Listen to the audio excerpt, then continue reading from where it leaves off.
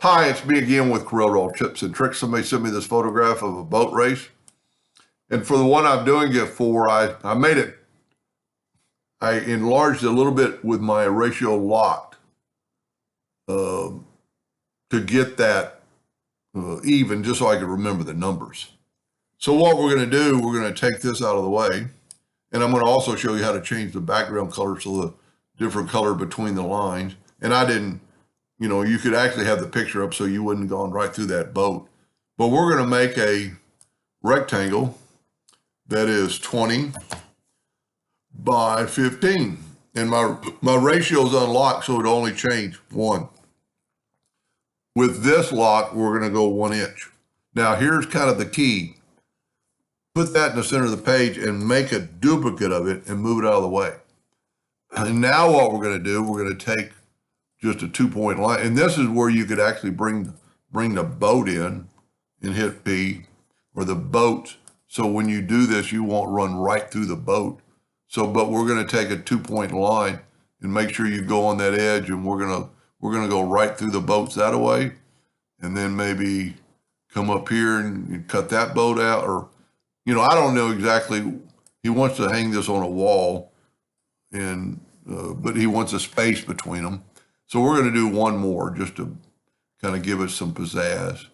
Now we can grab the picture, hopefully, and move it out of the way. We didn't. We got the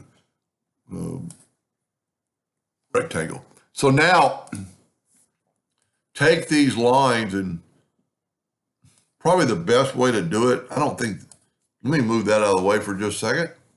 Grab all this, and let's group them together. And then let's turn them into something other than a hairline. Okay? Now we're going to go to Object. Maybe it won't let me do it as a group, so I'm going to ungroup it. Now we can just select them all, go up to Object, convert the outline to an object. And now we can left-click, right-click. We really don't have to do that, because we're just going to get the Smart Fill tool now and Smart Fill these areas. And if you remember the box we put down below, we're going to use it here in just a second. Well, I'm not watching my keyboard. Okay, we've got this. Now you've got to left click, right click, and group this together for this to work. And now we're going to move this out of the way. And we're going to hit P and P. You have to be able to see the black lines. They have to be on top for this to work. So select it all and go Intersect. And don't ever move anything, nudge everything. I must have something hidden right there, because I actually saw something. Nope. So the reason I made the second box is if we want to change the color of those white lines. And what we can do now is make this, let's say, purple. Take away the outline and move it up. Go up to Object, Order, back a page. And now you have a purple set of lines that I think actually looks better than the white. But you could change that to whatever color you want. And, we can make it yellow. Move our picture back over, and you got yellow lines. Pretty cool effect. Anyway, I think it'd be really probably cooler with kids and have kids in different pictures. And that way you would just do the individual. Well, let's just do that real quick. If you wanted to use kids, let me get back to the original picture. I didn't think about that.